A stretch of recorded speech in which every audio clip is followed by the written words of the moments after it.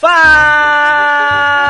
meus fofos! Bem-vindo ao canal dos Poligonauta! Uhul! Como vocês já sabem, esse que vos fala é o What the Hell.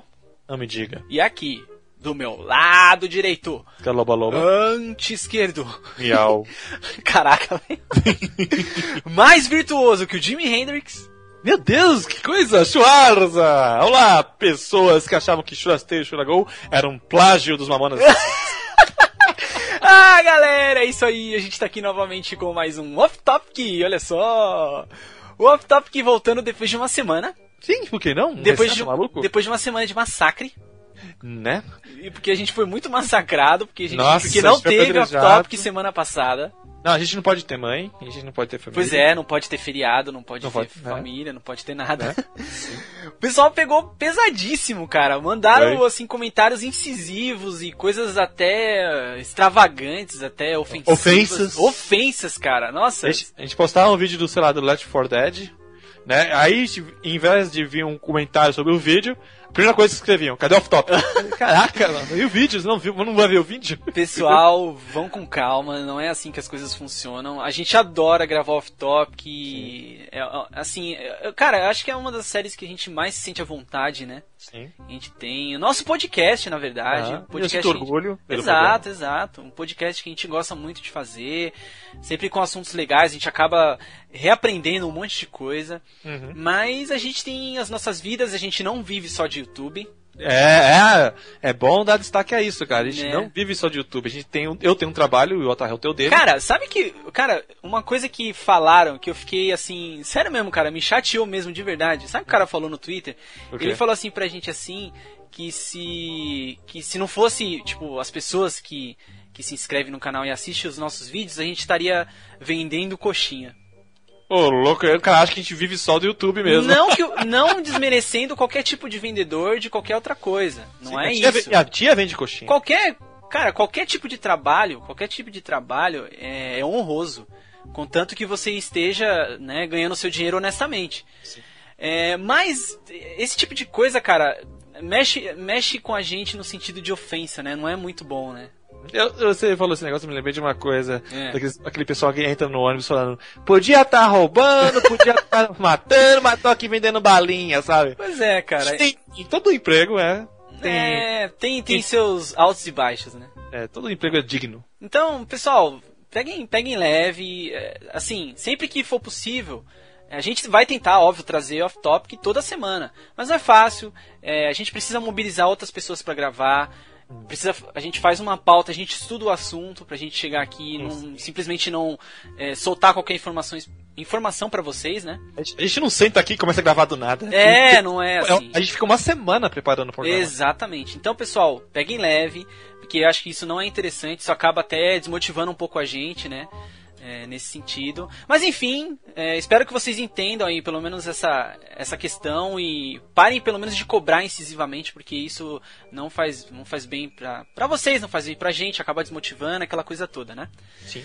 E enfim, vamos parar de blá blá blá, porque esse off-topic, cara, vai ser um off-topic muito bacana, sabe por quê? Por quê? Porque a gente vai falar de rock and roll, meu querido. Meu Deus, rock and roll, meu Deus, que musical. Exato, cara. Pô, cara, assim, fazia tempo, de verdade, que a gente queria fazer, na verdade, um off-topic de música, alguma coisa relacionada à música. Sim. Né? E tá aí a chance, né? Vamos fazer então, vamos falar sobre música, vamos colocar um pouquinho de história aí do rock, que é... Cara, que eu acho que é assim, um dos ritmos, vamos se dizer assim, mais fortes, né? Tipo, que mais polêmicos e que mais marcaram assim a humanidade, né? Não que os outros não sejam, mas o rock eu acho que tem uma influência bastante grande. O rock ele teve aquela sua posição política, cultural, né, que acho que nenhum outro estilo musical teve. Exato, cara, isso é muito forte no rock, então acho que é por isso que ele é tão apaixonante e tanta gente gosta, né? Então é isso, mas antes de começar o off-topic, a gente antes vai pro feedback de vocês. Sim. Como a gente mencionou na semana passada, a gente vai ler o e-mail que vocês mandaram e o feedback sobre o off-topic de Segunda Guerra Mundial. Olha só. Vamos que vamos! Uhul!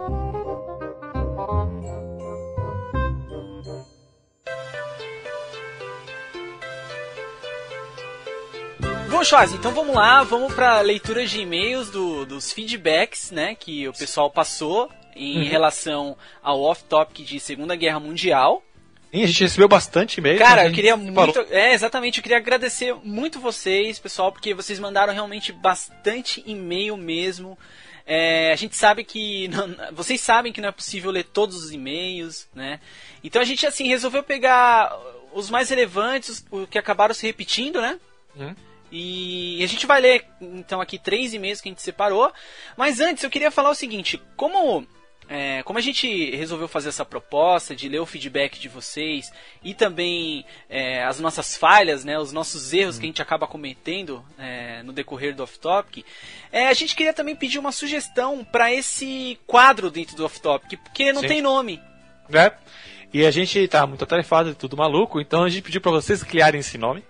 Não criar, darem sugestões, né? Pra ver se de repente vocês conseguem dar uma sugestão legal pra essa parte do off-topic, que é a leitura de e-mails e também o feedback de vocês, né? Porque, enfim, a maioria dos podcasts que tem aí, o pessoal também tem uma área dedicada a isso, e o pessoal tem o nome e tudo. Então, assim, óbvio, a gente vai pensar em alguma coisa, mas se vocês puderem deixar alguma sugestão nos comentários, de repente pode ser de bom grado, né, cara? Deixa eu fazer uma observação. O pessoal fala que agora que vai ter leitura de e-mail, a gente tá parecido com o Jovem Nerd.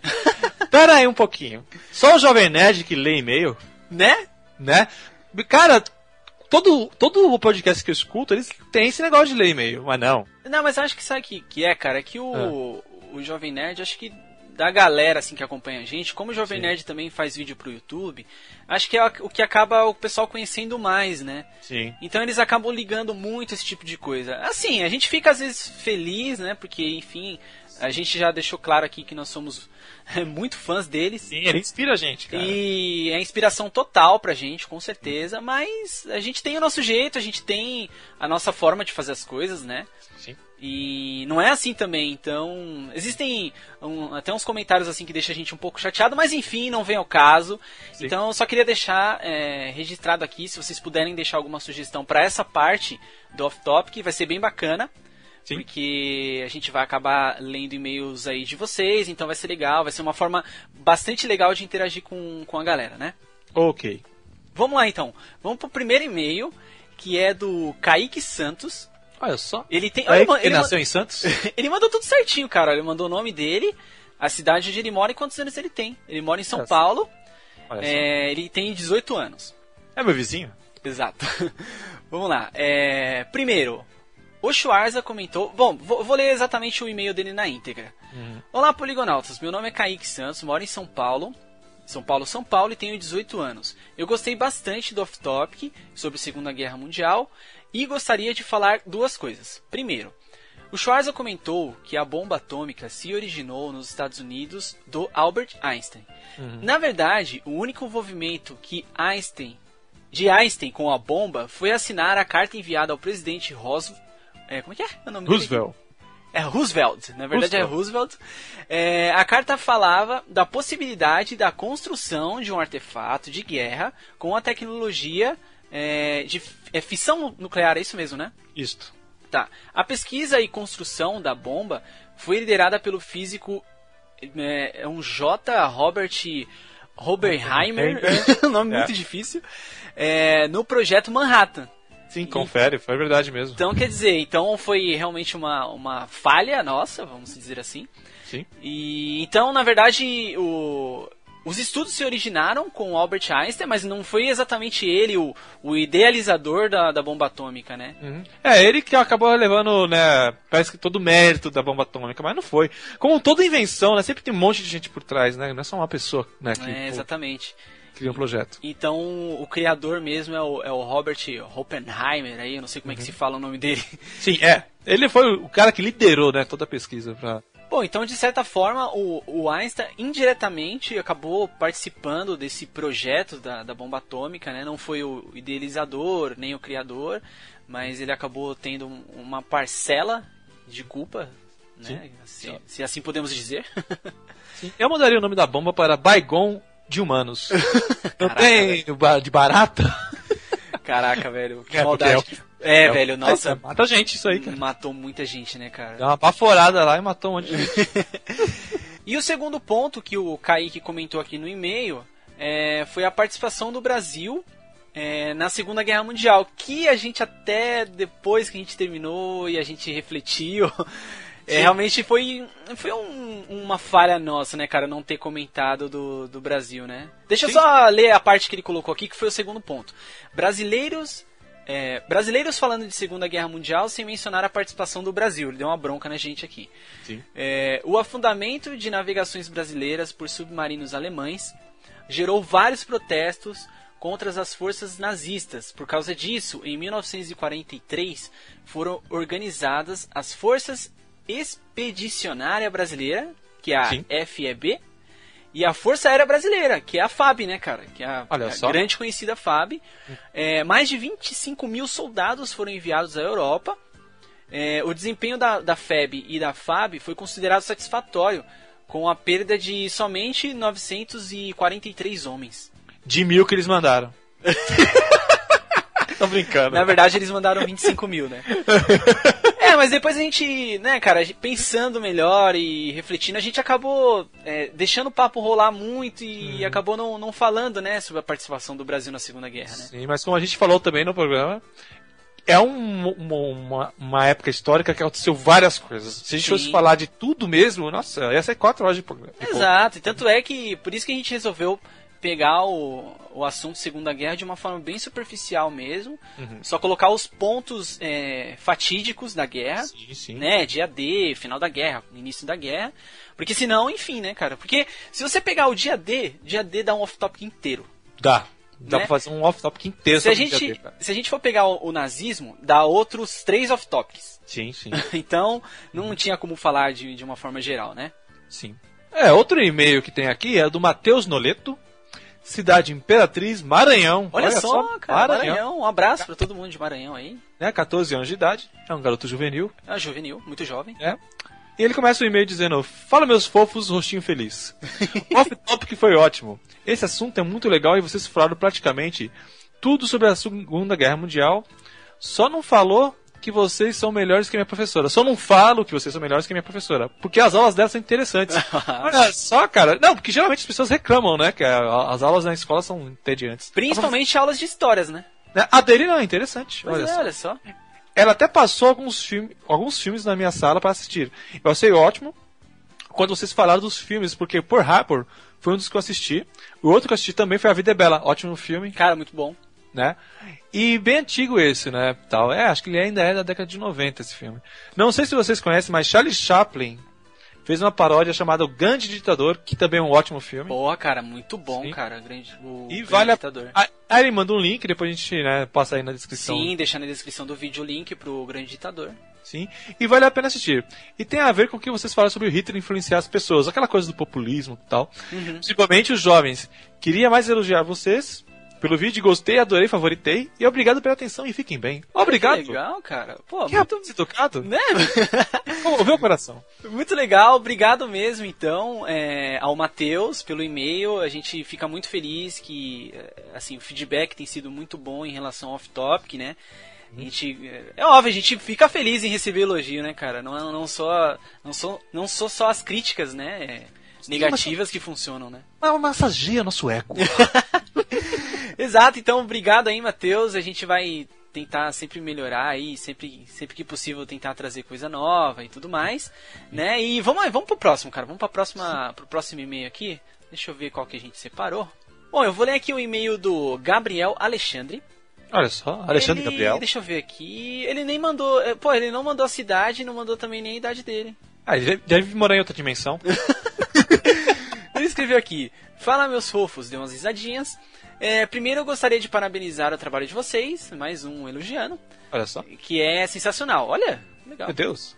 Mas no off-topic da Segunda Guerra, mais ou menos aos 22 minutos, vocês falam que os Estados Unidos já estavam na guerra quando o Japão atacou Pearl Harbor. Mas na verdade os Estados Unidos não estavam na guerra e o Japão atacou eles por causa que os Estados Unidos estavam impondo sanções econômicas contra o Japão. Que era para o Japão parar com a guerra contra a China. Sim. Né? Então, quer dizer, os Estados Unidos ele entrou na guerra somente referente a essas sanções que foram aplicadas perante o Japão, e então a gente acabou passando até uma informação equivocada, né? Sim, o que acontece foi, né, que esse embargo que os Estados Unidos fez motivou o Japão a atacar os Estados Unidos, que até então, né, tava na dele e tal, e aí os japoneses falaram, o pau tá comendo solto mesmo, vamos atacar esses caras aí que estão fazendo embargo, sabe? Então, né, e acabou, acho que uma coisa acabou gerando a outra. Eu acho que os Estados Unidos, na verdade, eles sempre teve uma posição, assim, ele sempre tomou um lado, desde o início, né? Mas ele não estava realmente enfático na guerra. Eles não tinham, sei lá, de repente bombardeado nenhum local especificamente, tudo. Sim. Mas ele sempre estava ali. Então acho que essa questão aí do Japão foi mais mesmo, foi só um estopim ali que precisava. Só um detalhe, né? Só um detalhezinho, né? Um detalhe engraçado, né? Nessa época os Estados Unidos fez sanções econômicas contra o Japão porque eles estavam atacando a China. E hoje os Estados Unidos está mais torcido aí pra China, né? Porque a China, né, tá dando umas, como é que se fala? Estão dando umas cutucadas nos Estados Unidos. Exato, né? É engraçado como a história muda, né? É uma boa virada de mesa, né, cara? Como coisas mudam. Que hoje em dia muitas pessoas, né? Muitos países veem a China aí como uma vilã, né, do planeta e tal. E realmente, se a gente for pensar, né, cara, é um dos países mais fechados em relação a essa parte militar, alguns testes que eles fazem meio que na moquia, né? Não, a China é um país totalmente fechado, cara. Vai lá você com a equipe de jornalismo tentar fazer uma matéria lá, você não consegue. Não consegue. Então, tem... Até concordo com esse tipo de posição, mesmo não sabendo que os Estados Unidos atacam por qualquer coisa, né? Mas acho que na questão da China aí tem um pouco de razão. E essa virada de mesa aí que você comentou acho que é no mínimo irônica, né? Ironia da vida. O que é 80 anos, né, para um país? Exato, então essa foram a nossa parte do Off Topic, onde a gente lê o feedback de vocês e também faz a leitura aqui de alguns e-mails. Então, pessoal, é isso, continue mandando o feedback também para esse Off Topic que a gente vai fazer agora, que é de rock and roll. Uhul! E é isso, vamos continuar com o Off Topic. Meu Deus!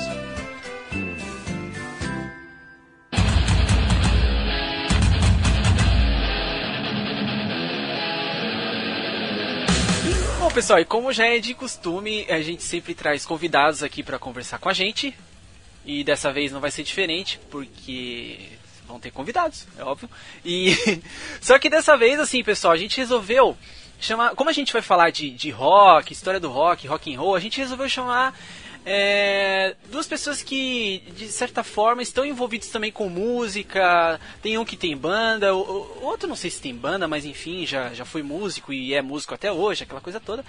E o primeiro deles é um cara que, sério mesmo, desde, sei lá, segundo, terceiro off-top que o pessoal tem pedido bastante, que é o Funk Black Cat. Opa! Nossa, eu já ia fazer a introdução de outro youtuber, né? E aí, gurizada, beleza? Boa, beleza, cara. Muito obrigado por ter aceitado aí pra gente poder conversar um pouquinho, né, cara, sobre rock, que é uma coisa bastante bacana. Uhum. E tem alguém assoprando o microfone. Tem alguém assoprando o microfone, ele tá afim de aparecer. Ela tá te vendo? E eu acho que o cara que tá assoprando o microfone tá só querendo chamar atenção. Ele tá querendo chamar atenção porque ele tá se sentindo excluído. E esse cara chama-se The Space Monkey. Olha só. E aí, pessoal, tudo bem? Aqui quem fala não é o Edu. Eu sabia que você ia fazer isso, velho. E eu tenho um moicano azul. Cara, o moicano, seu moicano ficou muito bonito, velho. Muito bonito, muito bonito. Muito rock and roll, cara. Já deu um teaser. A galera vai ver o moicano na minha live stream de hoje e vai saber que esse moicano foi feito em homenagem ao off-topic de rock and roll, cara. Pra mostrar a atitude rock da parada, cara.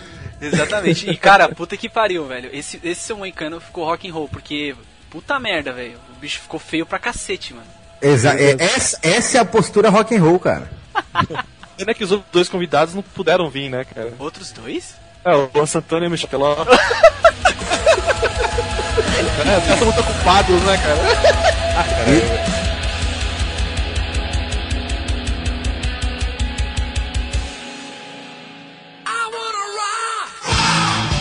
Bom, e é claro que a gente precisa começar pelo início, né?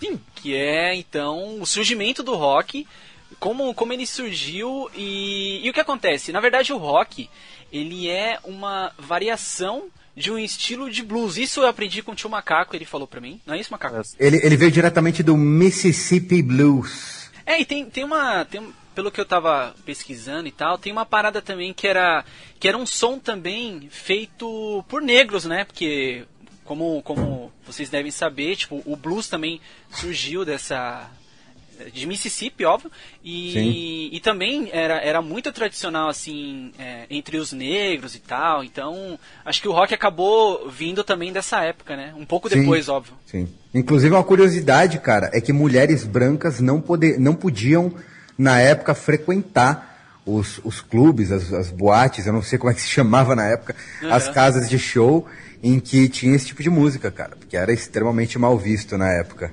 Mas, cara, eu na verdade, vamos pensar, os locais a qual eram feitos esse tipo de música não devia ser dos mais familiares, né, cara?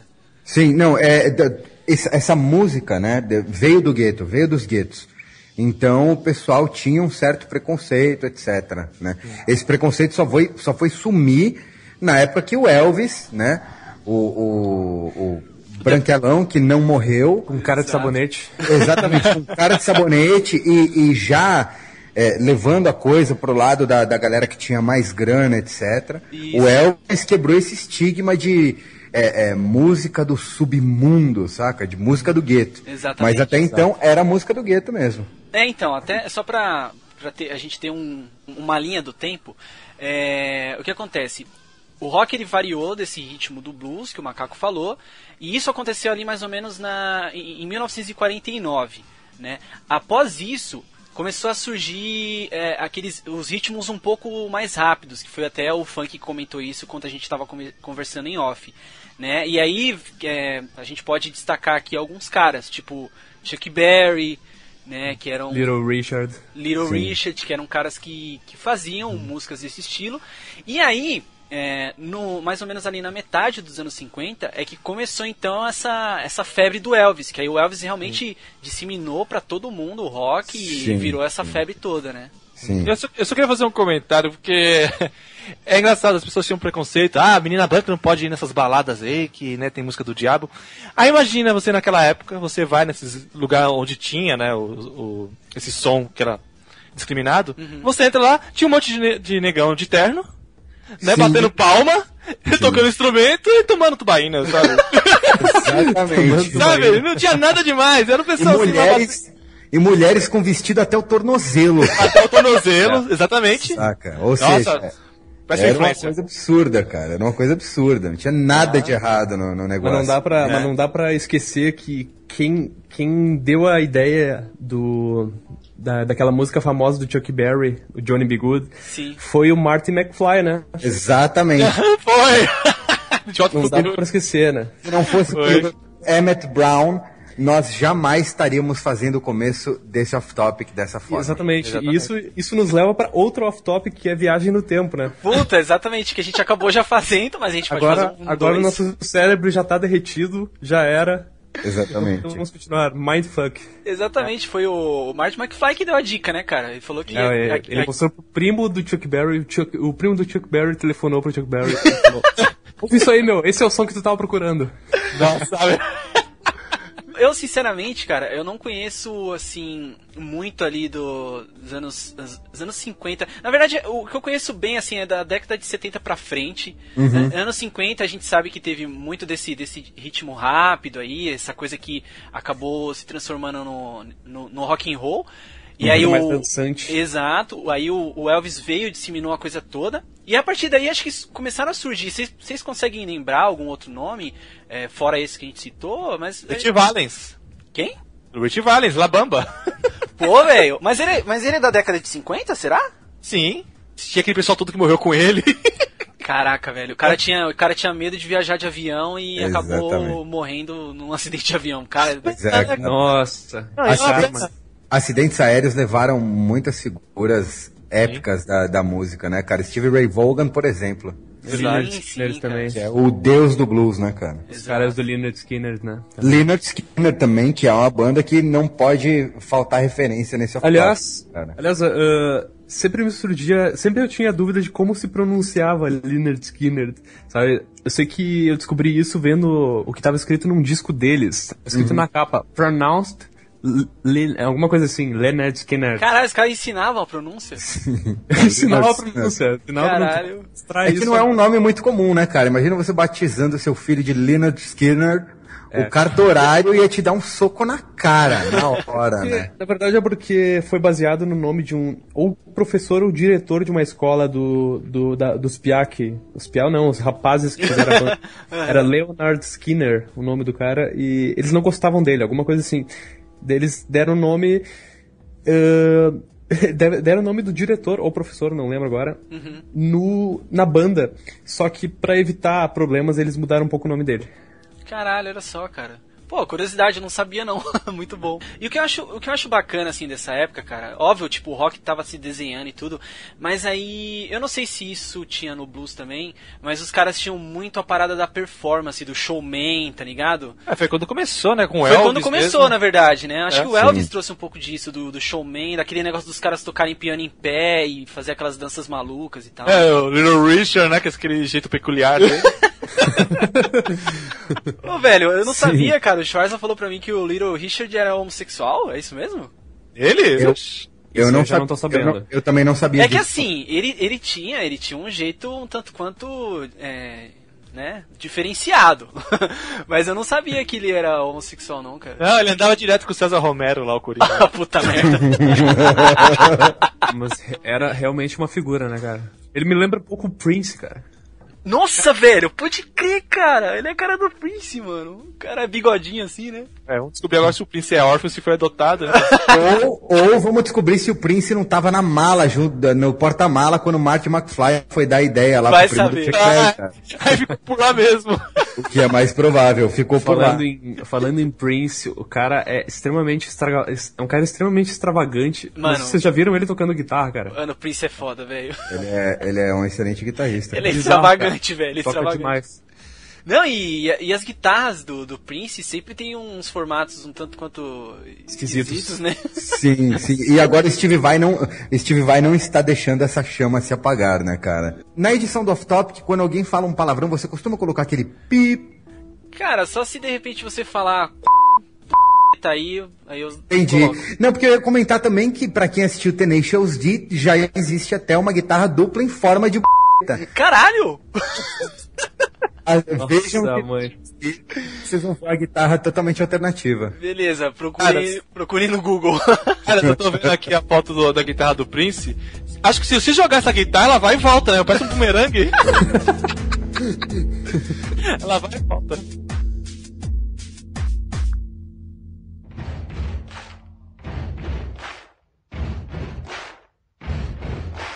Bom, década de 60, eu acho que a gente vai dar uma travadinha de leve, né? Uma pequena travada em Stones, em Beatles, etc. E tem Hendrix também que surgiu na década de 60, né, cara? Sim, no final da década. Então, década de 60 é um amontoado de rock, e aí a gente já vê estilos se abrindo, né? Um leque se abrindo, cara, de estilos derivados. The Who, Janis Joplin, Beatles, etc. O negócio já pegou e tomou uma forma própria, né? Já não tinha mais aquela influência tão pesada do blues. E teve até uma banda que, perto dessas aí, é relativamente pequena, mas ela foi uma das precursoras do metal, né? Que é o Kinks. Ah, The Kinks, pode crer. Como o Macaco falou, que eu acho legal assim na década de 60, é que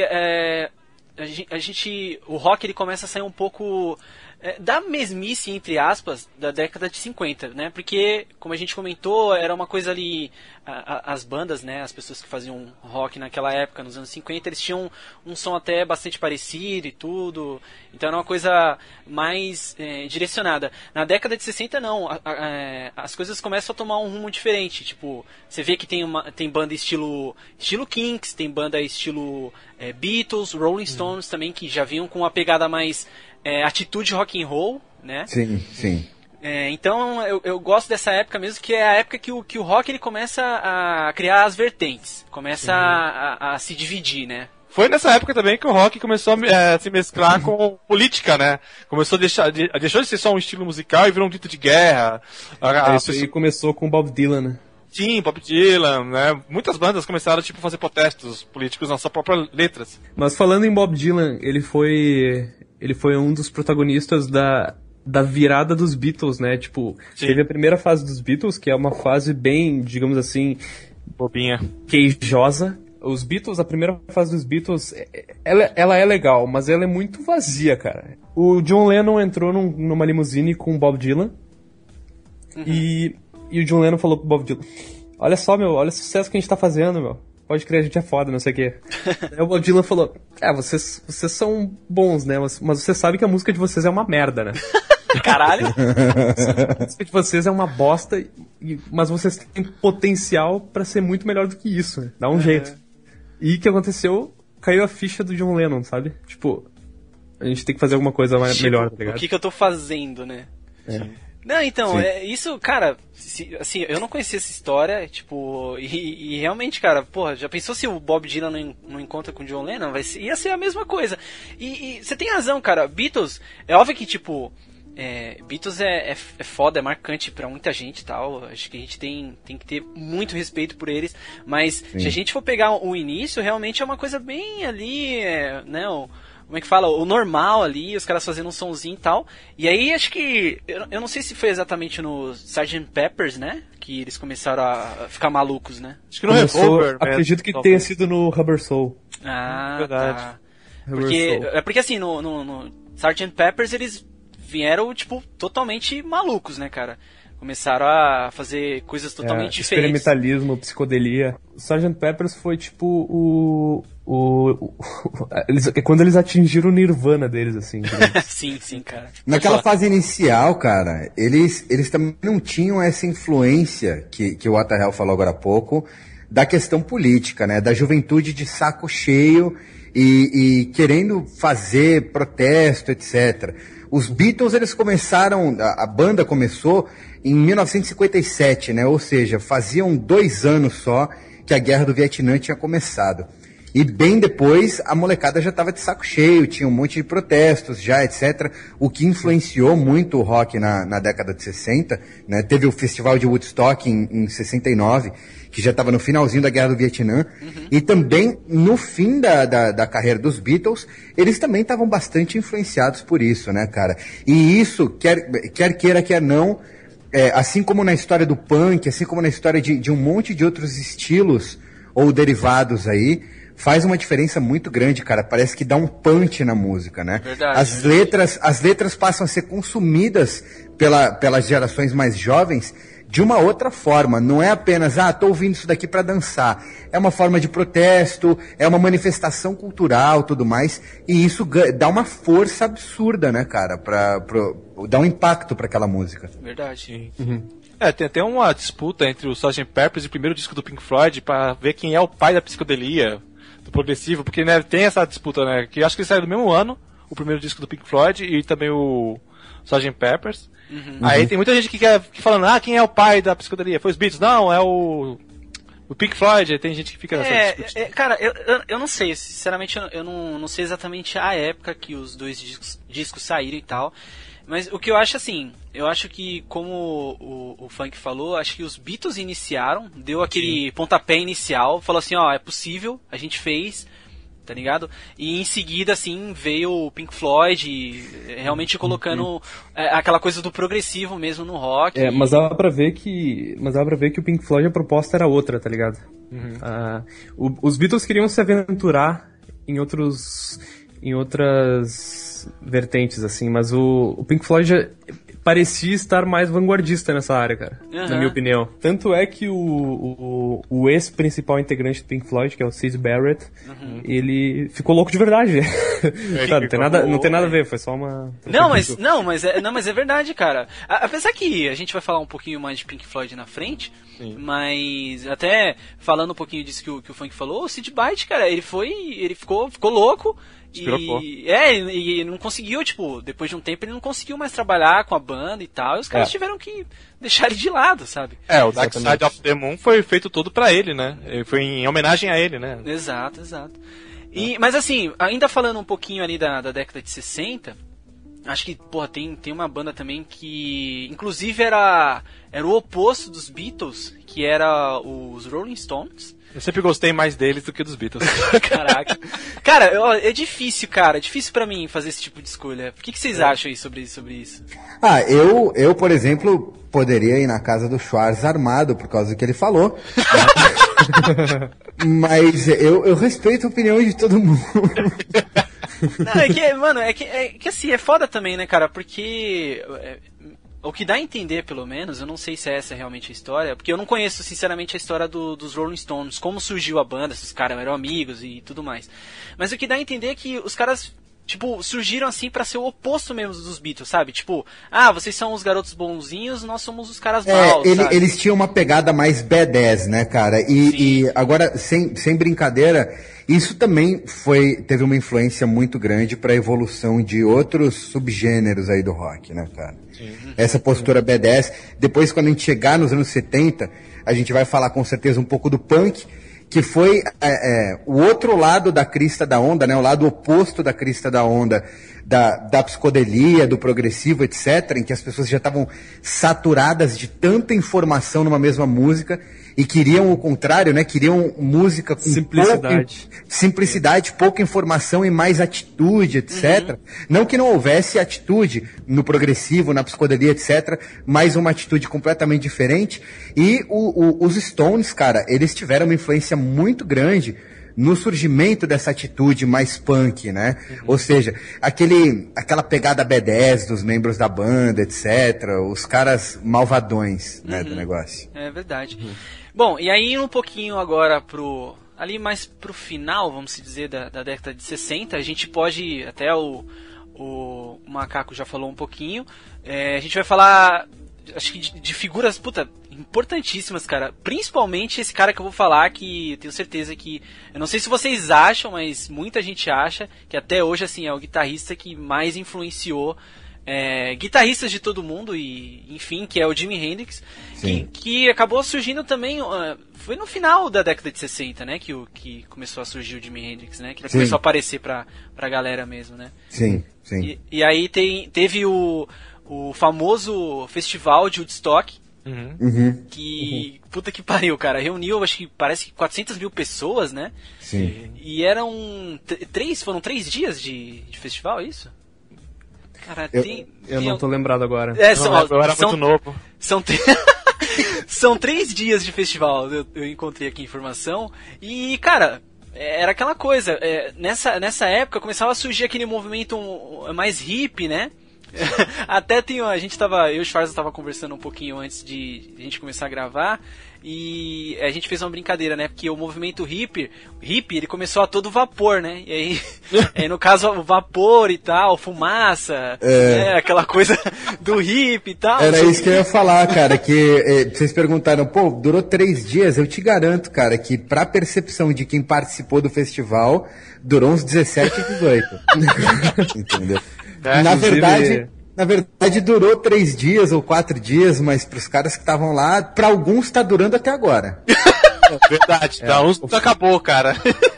Oficialmente foram 3 dias, segundo consta aqui. Sim, e eu sei que o festival foi 1 ano depois que surgiu o Led Zeppelin.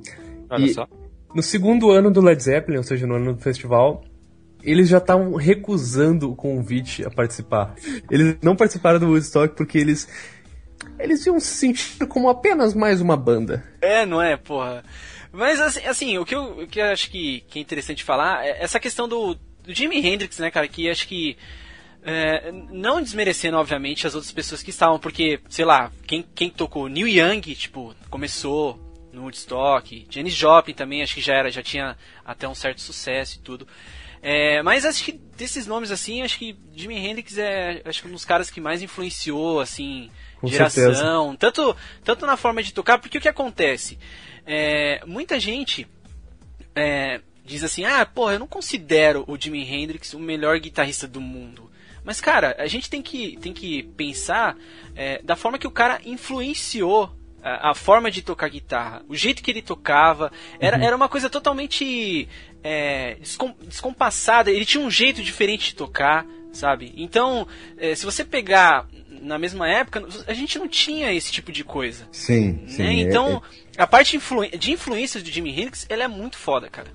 Uma das coisas que mais me impressiona no Jimi Hendrix é que, se eu não me engano, ele tocava em guitarras pra destro, mas ele era canhoto, né? Sim. Ele tocava guitarras pra destro porque ele não tinha dinheiro pra comprar uma guitarra pra canhoto que era muito mais cara. Olha Caramba. isso. O Jimi Hendrix também, ele veio do blues, né? A formação dele é do blues e tal. Eu não lembro, cara, uma vez eu assisti um documentário do Jimi Hendrix que contava a história dele e tudo assim, mas eu não tô lembrado exatamente os detalhes, mas eu sei que ele veio, a escola dele foi o blues e tal, mas eu não lembro se ele chegou a estudar, com quem que ele aprendeu e tal. O Hendrix, ele explorou elementos, cara, com a guitarra que até então ninguém tinha feito, né, cara? Ninguém tinha tocado guitarra até então, fugindo um pouco daquela métrica do tempo quadradona. Sim. E ele fez bastante isso. A questão dos sons microtonais, né, cara? De explorar a band de uma forma mais maluca. Uhum. E os efeitos também, né, cara? Que ele utilizava, que nunca ninguém explorou. E muito depois, cara, muitos anos depois, até hoje, você encontra influência do Jimi Hendrix na música de muito guitarrista, cara. Por exemplo, Ed Van Halen tem uma influência absurda de Jimi Hendrix, saca? E, pô, não preciso nem falar da importância do Ed Van Halen pra história do rock. E eu tive a satisfação, cara, fiquei muito feliz. Essa semana eu falei por telefone com um cara de quem eu sou muito fã, que é o Gustavo Guerra. Pra mim o melhor guitarrista do Brasil, ou um dos melhores. Pra mim, eu me atrevo a dizer que ele é o melhor. E, cara, você ouve o Gustavo Guerra tocando, você lembra muito do estilo do Ed Van Halen. E você vê que por mais que a música vá se transformando, vá evoluindo, você nota influências do Hendrix, cara. Você nota uma sonoridade que é parecida, né, com o que o Hendrix apresentou para o mundo. Exato. Então, por mais que as pessoas discordem, e ninguém nem tem que concordar, né? Hendrix foi ou não foi o melhor guitarrista, a questão é coisas que ele criou, coisas que ele explorou pela primeira vez com inovação, são usadas até hoje, marcam música até hoje, né, cara? Exato.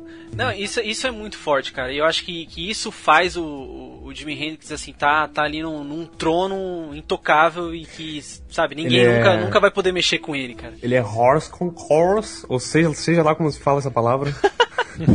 Horse não sei, concurso. O macaco deve saber. Horse concourse.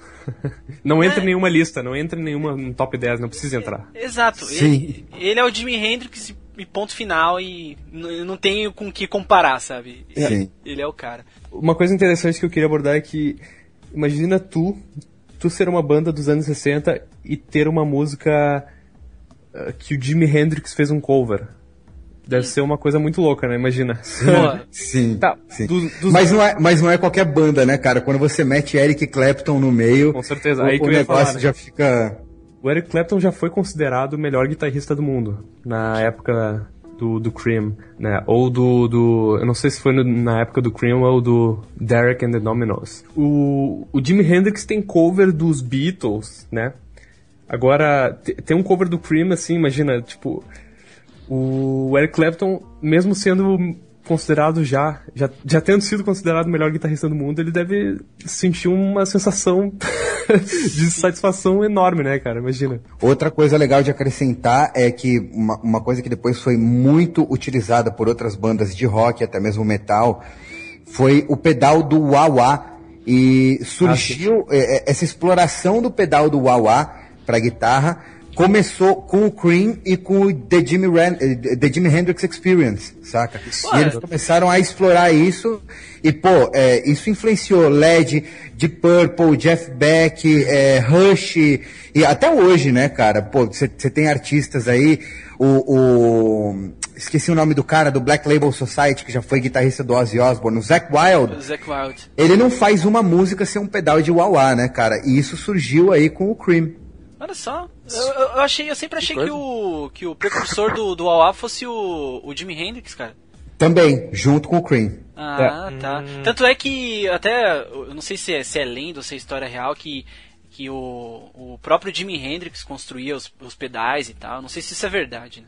Bom, eu sei que o baixista do Queen era mestre em eletrônica. Era, verdade. Caraca, velho. Não, e o Brian May era astrônomo, eu acho, formado. os caras...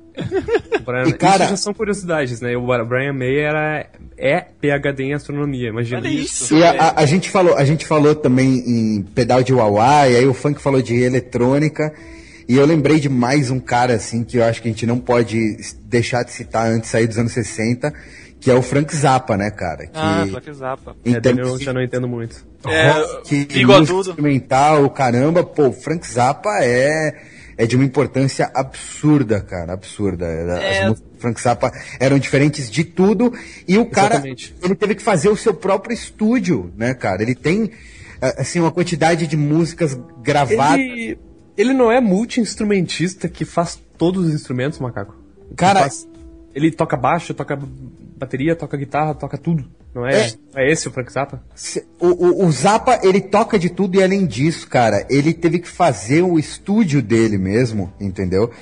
Porque ele não tinha como fazer tudo que é experimento com sons e músicas que ele gostava de fazer num estúdio convencional, né, cara? Simplesmente pegou. Nossa. E isso acabou fazendo com que ele teve, né, um número de músicas gravadas por ele absurdo, cara. Assim, eu acho difícil que alguém conheça ou tenha acesso a todas as músicas que o Zappa já gravou, cara. Cara, foi de uma importância muito grande. O Frank Zappa, assim, eu não conheço muito bem, mas é aquele cara de bigode, né? Sim, sim. Então, cara, sempre quando eu vejo uma imagem do Frank Zappa, eu não consigo deixar de associar ao Belchior, velho. Não tem como. Cara, sempre que eu vejo, não tem como. Eu sempre associo ao Belchior, cara. Eu não tenho nada contra o Belchior, tá? Mas se você enrolar o cadáver do Frank Zappa agora com cobre, você vai ter energia renovável pra sempre. Caralho. Tá no túmulo, cara. Tipo, forever. Vai negativar o vídeo, certeza. Vai renascer só pra negativar o vídeo, cara.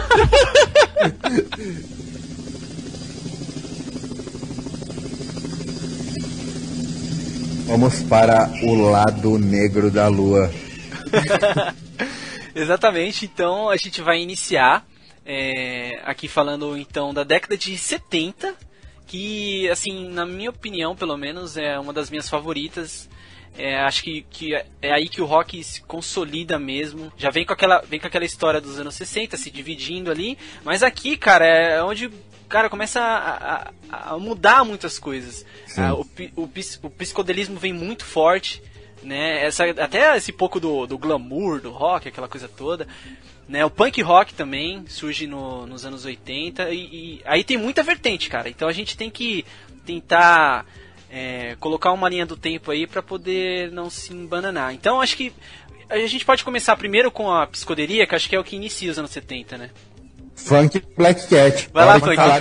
Hora de falar de Pink Floyd, cara. Vai lá, Funk. Se é pra falar de início dos anos 70 e psicodelia, cara, por favor, disserte sobre as canções de 41 minutos de Pink Floyd. Do The Dark Side of the Moon, cara. Essas músicas mais longas do Pink Floyd, elas têm um peso grande do rock progressivo, né? Uhum. É uma mistura, uma mistura louca de progressivo com psicodelia e... Bom, eu não sei, cara, eu não sei muito bem o que falar, porque eu não associei muito a história do rock, o que eu já li sobre o Pink Floyd, né? Me corrijam. Infelizmente eu vou ter que Sei lá, eu vou deixar vaga essa parte. Me corrija se eu estiver errado, mas assim, o Dark Side of the Moon a gente sabe que foi o precursor aí da psicodelia. Não o precursor, mas enfim, foi acho que um dos álbuns que deu essa cara toda, né, a psicodelia. E eu acho que o Pink Floyd, acho que foi uma das as primeiras bandas a usar, tipo, sintetizador nas músicas, não foi? Eles tipo, viajavam bastante. Sim. não teve, pelo menos eu não me lembro, não conheço nenhuma outra banda que tenha utilizado esse tipo de artifício em música.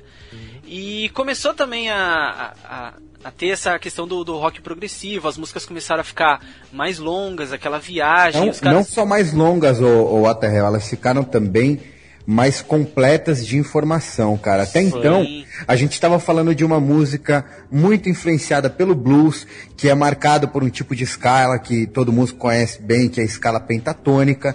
E a partir dessa época, com o surgimento do Pink Floyd, da psicodelia, etc., a música, ela saiu um pouco desse simplismo, né, e começou a partir por uma pegada muito mais completa. Ela se aproximou um pouco mais da música erudita, porque os músicos começaram a explorar muito mais o virtuosismo nos instrumentos, cara.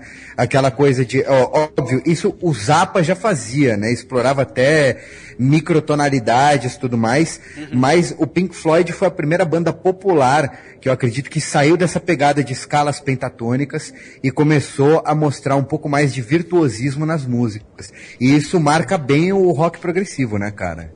Exatamente. Não, isso que você falou, eu sempre vejo, assim, quando pelo menos pra mim, quando se fala em rock progressivo, eu sempre penso em coisas dissonantes, sabe? Em coisas meio tortas, assim, vamos dizer, entre aspas, né? Então, eu acho que a banda que trouxe isso, eu acho que realmente é o Pink Floyd, é a cara do psicodelismo. Os caras conseguiram imprimir isso de uma forma que, caraca, velho, ninguém, tipo, tinha visto, assim, algo parecido, né? E a climatização das músicas também, eles davam um tom muito forte, tipo, eu não sei se outras bandas chegaram a usar isso, mas colocar até um tipo de sonoplastia nas músicas. Uma coisa legal que eu sempre gostei do Pink Floyd, que eles foram uma das primeiras bandas a se preocupar em transformar o show em espetáculo. Eles não queriam fazer só uma coisa audível, mas também eles queriam fazer um espetáculo visual. Então eles criavam toda uma atmosfera no palco, faziam balões gigantes que saíam do palco do nada, aviões que atravessavam a galera. Eu vi um vídeo de um show que, tipo, eles simulam uma queda de um avião no palco. Sim. Eu, pelo menos, considero o Pink Floyd, cara, o pai da ópera rock. Exatamente. Uma das características de bandas como Pink Floyd é que eles queriam fazer um álbum que incentivasse a pessoa a ouvir o álbum inteiro do início ao fim em ordem. Sim. Isso é tipo uma época chamada Album Oriented Rock, né? Verdade. Que as rádios lançavam singles e apenas singles, né? Só que eles queriam fazer uma coisa que o todo fosse o álbum, não um single, sabe? E álbuns que tem isso com muita força, por exemplo, é o The Wall, né? E o próprio Dark Side of the Moon. O The Wall é uma música completa a outra, né? Parece que é uma música que nunca acaba as faixas. Sim, é a pegada da ópera rock mesmo, exatamente, cara. Ou seja, você tem atos distintos, mas que compõem uma mesma obra. E isso eu acho fantástico, cara. Exatamente. Aliás, tem bandas até, mais quando a gente for falar das épocas mais próximas de nós aqui, a gente vai poder citar um monte de banda, cara, que tem, assim, a impressão digital de Pink Floyd nítida, clara pra qualquer um, até pra quem não se liga muito a observar essas coisas, como Queen, que eu costumo dizer que tem um gênero próprio, né, que o gênero de Queen é Queen, não tem nenhum outro gênero, mas tem Nine Inch Nails, Radiohead, Dream Theater, tem até uma banda que eu recomendei há pouco tempo pra gurizada no Twitter, que chama Porcupine Tree, que é uma banda bem recente. Nossa, essa eu não conheço. Pô, eu tô ouvindo muito agora, já mostrei pro Funk um som deles, eu não sei se ele se lembra. E Porcupine Tree, cara, é uma banda nova e tem influência de Pink Floyd, assim, escrito do início ao fim de cada música deles, cara. E eu acho impressionante o quanto o Pink Floyd se mantém vivo em várias bandas. É uma banda... até Rush, cara, tem influências absurdas, assim, de Pink Floyd. Sim. Até porque Rush é outra banda com um progressivo forte, né? Sim, sim. E aí, então, saindo um pouquinho do rock progressivo, que é ali no início da década de 70, a gente pode ir um pouquinho agora pro rock um pouco mais pesado, que aí começa a se desenhar mais o heavy metal, né? Aquela coisa... Olha aí, velho. Pô, só tem cantor aqui. Albert Plant. Que é a coisa mais hardcore, que é aquele rock mais, tipo... que você... Ozzy. Pesado, né, cara? Aquela coisa pesada mesmo. Pô, vamos começar. Black Sabbath, cara. Black Sabbath, Led Zeppelin.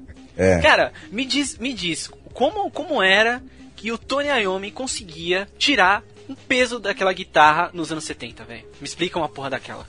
É revolucionário, né, cara? Cara, é sério. E assim, uma curiosidade, acho que nem todo mundo sabe, o cara não tinha a ponta dos dedos. Ele tocava, ele colocava próteses, né, na ponta dos dedos, porque parece que ele trabalhava numa fábrica e aí teve um acidente lá e tal. Era colega do Lula?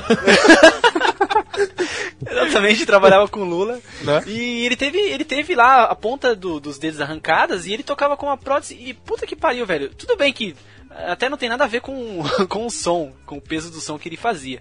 Mas é sério, cara, era uma coisa que até hoje assim eu fico me perguntando. Na década de 70 os caras conseguiam fazer esse tipo de sonoridade que, sabe, que marcou assim geração, sabe? Que ficou pra sempre assim, pra todo mundo. O legal dessa época é que muita gente experimentou muita coisa, né? Que nem o Queen mesmo, né? O cara experimentou misturar ópera, vocais tipo gospel com rock and roll, sabe? E era outro também que se preocupava em transformar o Fred Mercury era um cara que se preocupava em transformar o palco num espetáculo também. Ele em si era um espetáculo à parte, né?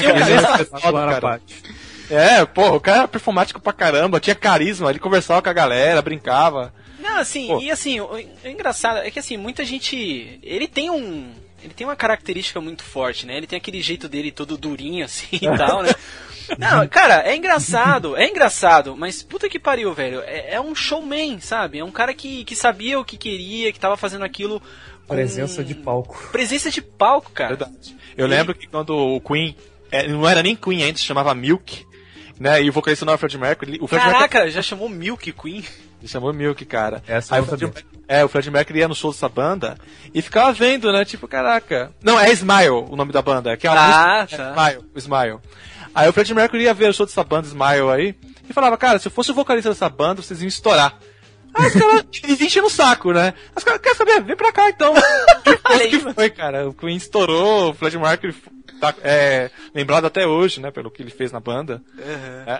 E, mano, é um show que eu assistia do começo ao fim, cara. Nunca ficava entediado em nenhum momento, porque o cara era muito engraçado no palco e era foda a presença de palco dele.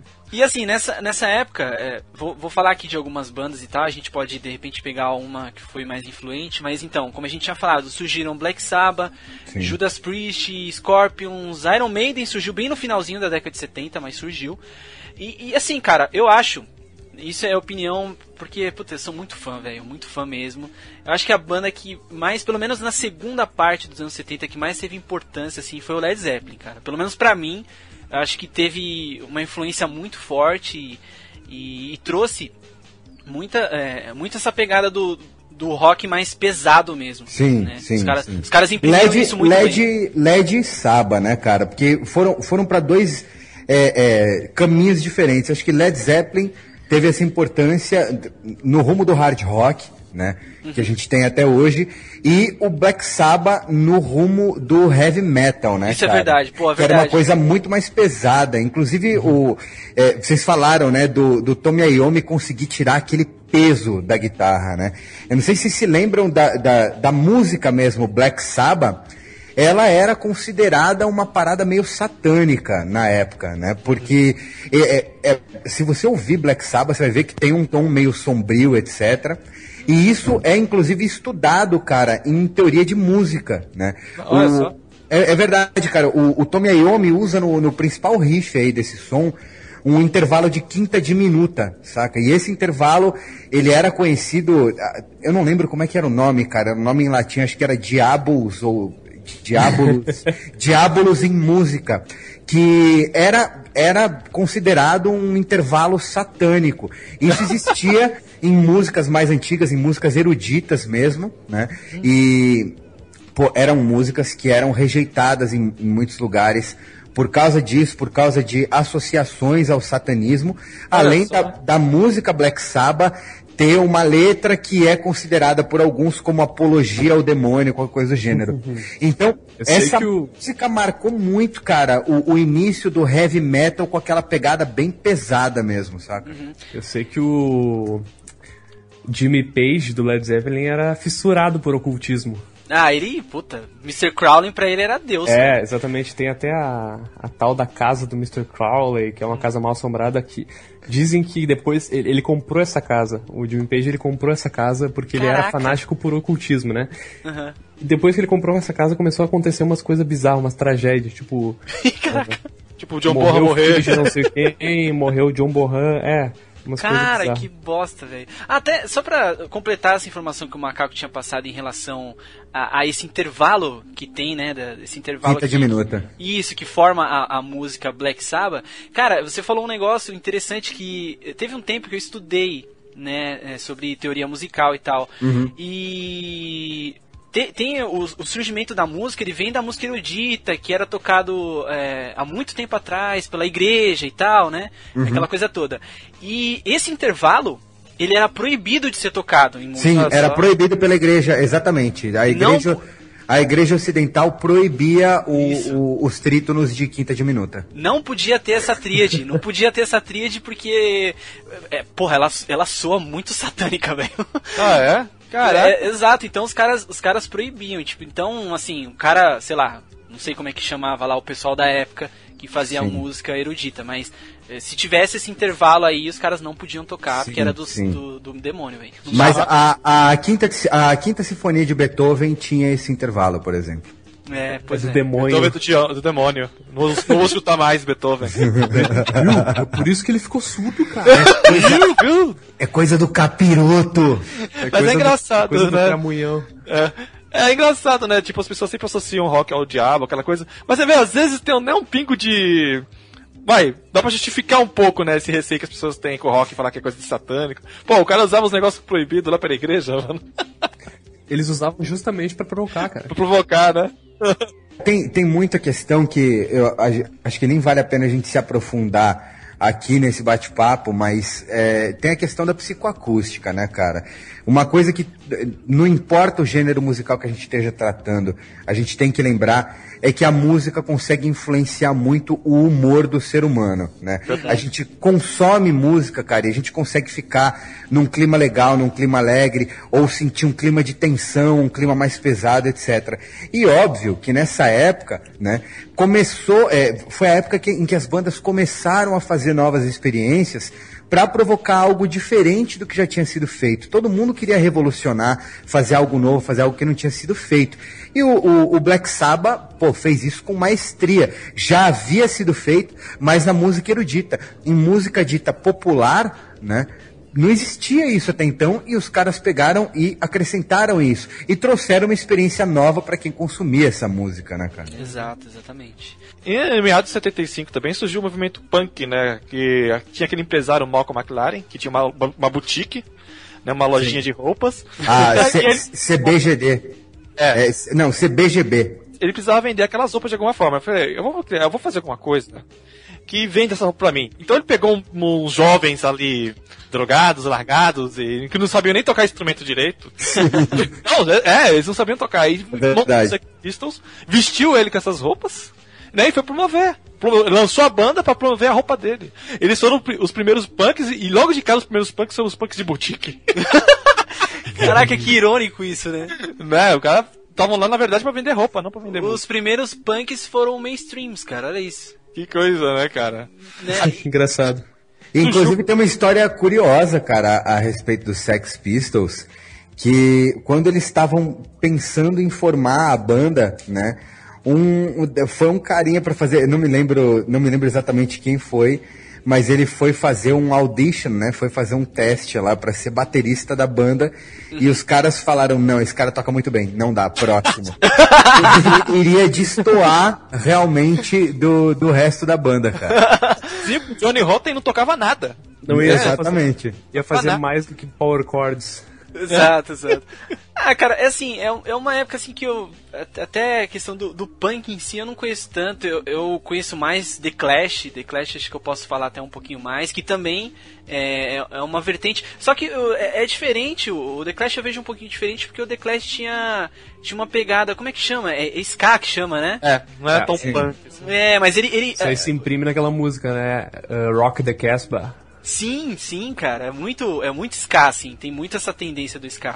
Mas também surgiu aí com essa febre do punk e tal. Mas acho que é interessante a gente citar o punk porque foi um movimento que balançou até um pouco assim com a sociedade, né? Sim. Tipo, acho que a galera começou a ver essa galera toda desmontada, esquisita, esses cabelos todos avoaçados e tal. Os caras ficam cabelo... cortando cabelo moicano, pintando de azul, né? Pintando de azul. Não confie em ninguém com cabelo azul, cara. Então, acho legal a gente acrescentar também, cara, que o punk teve influência do Velvet Underground. Que vocês estavam falando agora há pouco. Exato, tá? exatamente. E apesar, outra coisa, né? O Schwarza falou do Sex Pistols, cara.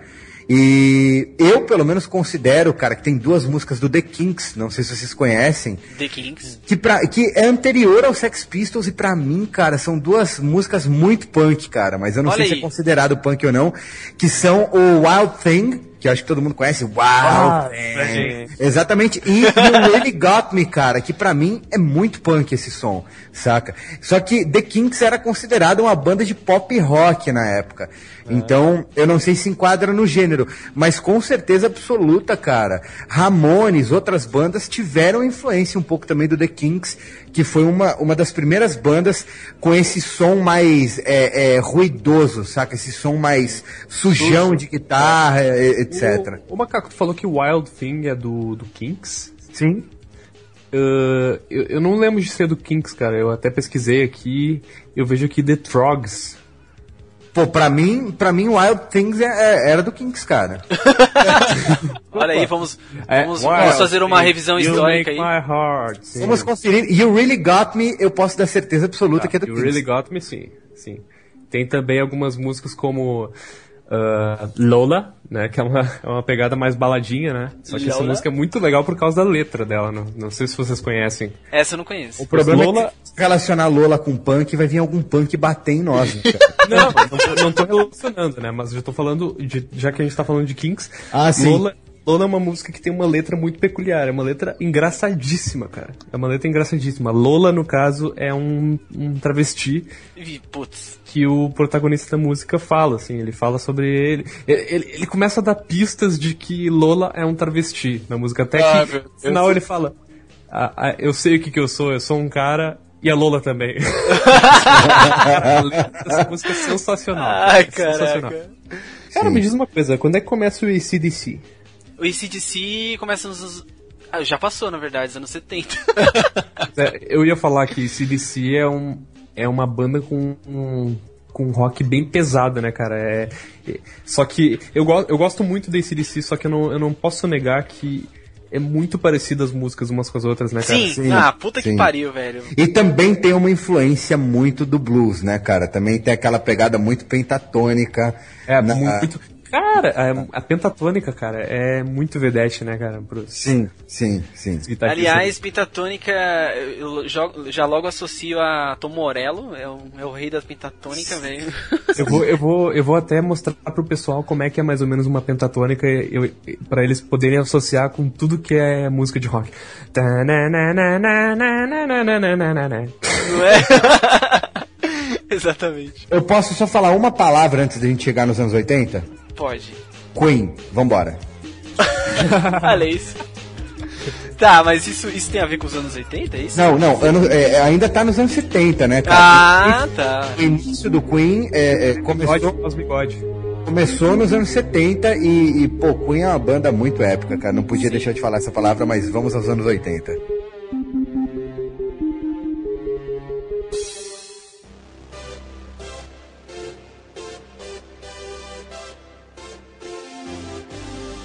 Os anos 80, eles começam com com uma cara um pouco de ressaca. Eu não sei se é exatamente isso, mas começa meio com uma coisa meio melancólica, um negócio mais triste, sombrio, solitário, né? E tipo, assim, isso me remete muito quando pelo menos pra mim, quando se fala de anos 80, essa coisa triste, solitária, eu penso já de cara em Joy Division. Não sei se vocês conhecem e tal. Eu conheço, claro, com certeza. Que puta que pariu, velho. Até tem Ian Curtis. Sim, que até tem um filme que eu gostaria até de indicar pro pessoal. Eu não sei se é muito assim pra idade das pessoas que escutam a É meio pesado. É meio pesado, né? Qual é o nome É do o filme mesmo? Control, chama Control. Sim. Control, É um filme com um tema bem pesado, cara. Então não sei se é assim legal para as pessoas um pouco mais jovens assistirem, mas ele conta bem essa história do Ian Curtis. Conta na verdade a história do Ian Curtis em si. E reflete um pouquinho essa coisa sombria aí que iniciou os anos 80, né? Aqui surgiu muita banda gótica nessa época, né? The Smiths, The Cure, né? O New The Order, né? Bunnymen também, né? Tinha Pô, esse legal. Coach, Coach. acho que é a principal dela. Cara, Coach é muito bom, cara. Sim, Coach é sim. muito legal. E aí a partir daí então, isso é até chamado, essa época do início dos anos 80, é chamado do pós-punk, né? Cara, eu acho que é meio que uma mistura que ocorreu nos anos 80, né? Porque a gente falou aí agora mesmo, né? Da geração da psicodelia e do progressivo, que era aquela música com excesso enorme de informação, de virtuosismo, etc. Depois você teve o punk, né? Eu acho que as pessoas estavam de saco cheio de informação na música e falando, cara, eu quero alguma coisa com mais porrada e menos palavra, menos virtuosismo e tal. Eu acho que os anos 80 foram meio que um início de equilíbrio disso, né, cara? Verdade, cara, ou uma verdade. mistura, né? Dos dois. Acho que o pessoal já estava de saco cheio também daquela coisa sem informação, musicalmente falando, não culturalmente, né? E resgatou um pouco do virtuosismo. Acho que aí começou uma parada mais melódica mesmo, né, na música. Ô, Macaco, uma coisa que eu acho engraçado nos anos 80, que você falou, né, que foi uma coisa, época de mistura e tal, mas uma coisa que eu percebo muito nos anos 80 é que, tipo, tem estilos que ficam no extremo um do outro. Por exemplo, teve o gótico, que era muito depressivo, tristeza, e tinha, na mesma época, o Blink-182, o Talking Heads, que era música super alegre pra cima, sabe? Sim. Foi uma época tipo, de extremos, assim, tinha os góticos e o pessoal coloridão, já no cabelo, super felizes, sabe? Cara, eu acho que isso marca bem a expansão, né, cara? A expansão dos subgêneros, o surgimento da diversidade e a gente saindo de uma época, assim, de tendências muito bem definidas. Vocês não acham? Verdade. Ou seja, acabam as tendências bem definidas e surge de tudo. Cara, os anos 80 foi uma década de festival de bizarrice, né? Festival de bizarrice, cara. Todo mundo com maquiagem, jaqueta de oncinha. Pô, cara, polaina, faixa na cabeça, vale tudo, cara. Até as farofa. Exatamente. Os caras gostam de chamar do famoso glitter rock, né, e Sim, tal. sim. Aqueles cabelos poodles voaçantes e tal. Twisted Sister, né, cara? Nossa, velho, o Twisted Sister é muito foda, cara. Acho que Twisted Sister é um ícone, cara. Quando o Adahel me falou, né, que a gente ia gravar esse off-topic sobre rock, pô, fiquei muito feliz, que eu sou apaixonado por música, né, velho? A primeira coisa que eu falei pra ele no Twitter foi I wanna rock! E você acha que não vai ser vinheta do off-topic, velho? Pô, certeza, velho. Cara, eu tava lembrando de um clipe do Rob Stewart, cara, que ele tá com uma calça de vinil e ele fica dançando aquela música famosa dele lá, não sei que ele fala que ele é sexy, toda hora ele fica falando que ele é sexy. Caralho. Lembrando que ele era coveiro, né? Ah, coveiro? É verdade, cara. Devia ter se enterrado aquele maldito. Mas, mano, me incomodava muito a calça dele, cara. Puta que pariu. Eu falei, mano, anos 80 foi uma época maluca. Devia ser um tanto quanto desconfortável, né? Com certeza, cara. Por isso que ele cantava fino. Tô louco, cara. Com aquele cabelo de He-Man dele. Era um negócio do saco sendo apertado, né, cara? Exato. Isso, repartido lá que nem se fosse um omelete, cara. Meu Deus, cara. Cara, eu não sei vocês, mas assim, acho que tem uma banda que acho que a gente pode destacar um pouco aí nessa época, né, dos anos 80, que é o Smiths, que, puta que pariu, cara, eu gosto muito, assim, das músicas e tal, e eu acho que o Morrissey, assim, é um dos responsáveis, assim, não digo que ele foi o principal vocalista, não é bem isso que eu quero dizer, mas ele teve bastante influência nessa questão poética que tem um pouco os anos 80, que tem o pouquinho que tem, né, que não foi estragado a palavra, não, por essa galera meio farofa aí que foi falando. Não estragado, não é bem a palavra estragado, que eu acho que também essa galera que fazia essa coisa mais extravagante, porra, tiveram bandas muito legais também, mas acho que o Smith, assim, trouxe uma parada mais voltada mesmo pra parte poética, músicas mais bonitinhas, assim, sabe? Uma coisa bem legal. Eu gosto bastante, pelo menos. Inspirava muito no Smiths, cara? Renato Russo. Porra, o Morrissey era tipo Deus pra ele. A Legião Urbana, cara, tem umas músicas, principalmente do álbum 2 e as músicas do começo da carreira deles, que, cara, a pegada é muito Smiths, cara. Chega a ser quase plágio, assim. Aliás, a gente não tá falando nada de banda brasileira. Vai, Renato Russo. Cara, eu sou zero esquerda em bandas brasileiras, cara. Cara, que muito pouco, cara.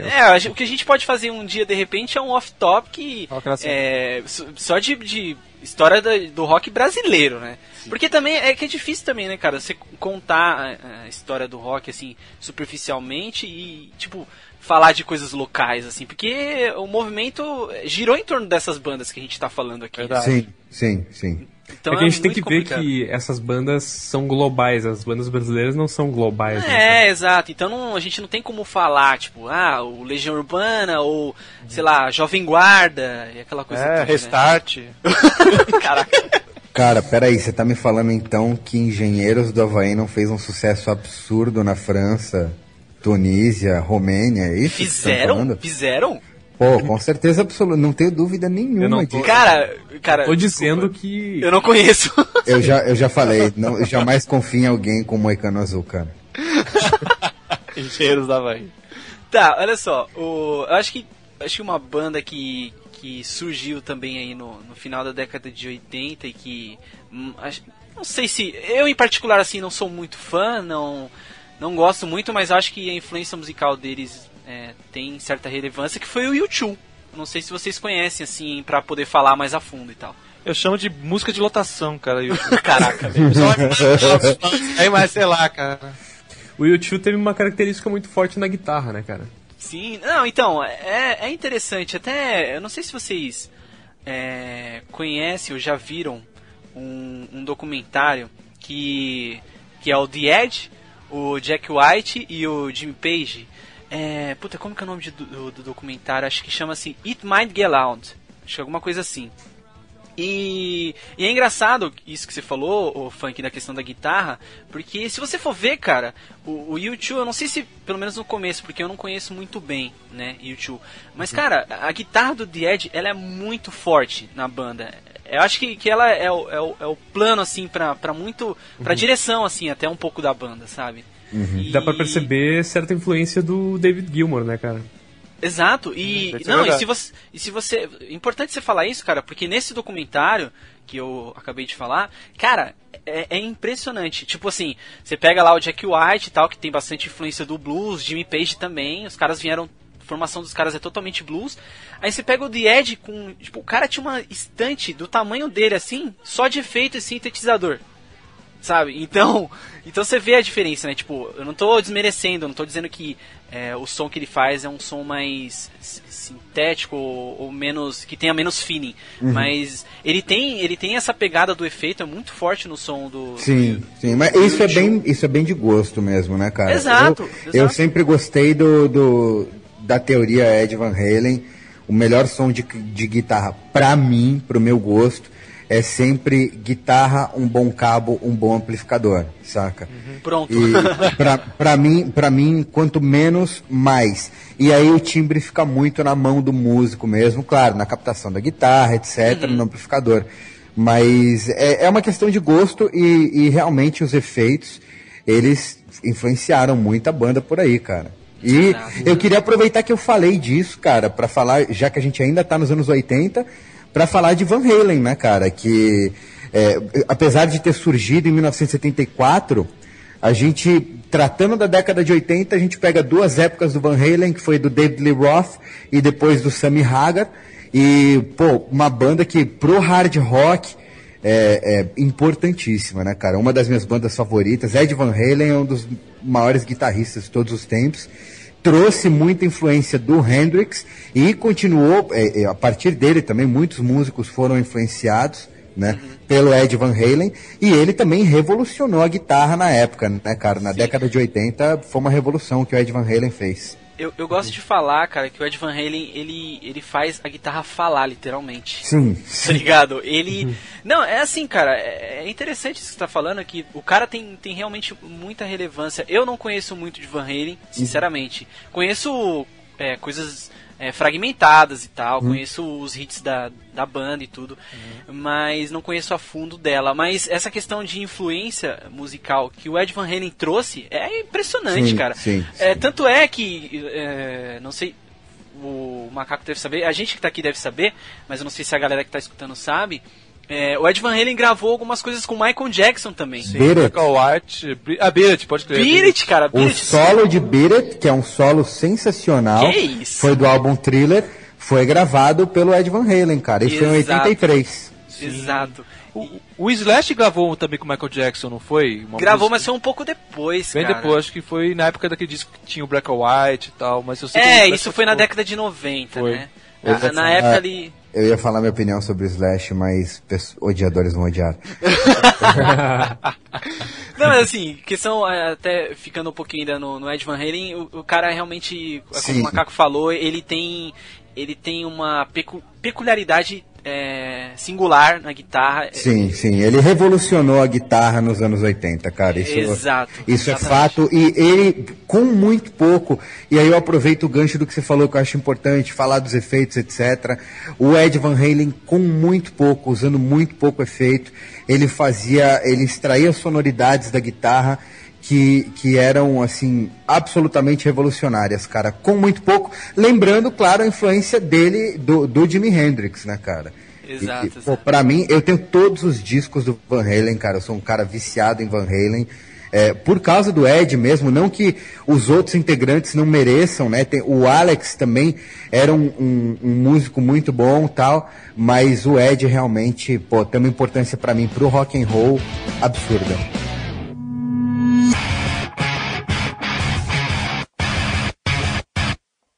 E agora, vamos começar a falar um pouquinho sobre os anos 90, que se resume a uma coisa só. Qual é?